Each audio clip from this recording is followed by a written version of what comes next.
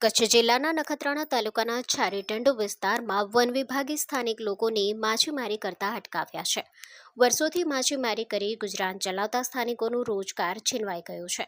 બીજી તરફ વન વિભાગની બેદરકારીના કારણે લાખોની સંખ્યામાં માછલીઓના મોત થયા હોવાનો સ્થાનિકો આક્ષેપ કરી રહ્યા છે.